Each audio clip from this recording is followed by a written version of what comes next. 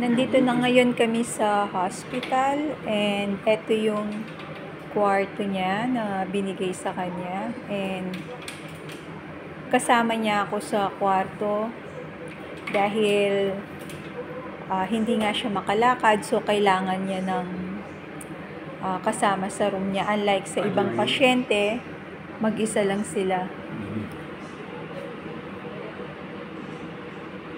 So, ganito yung sitwasyon dito.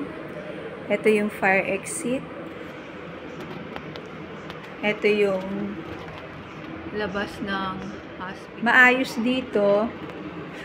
Kumpleto sa facilities and at the same time yung pagkain.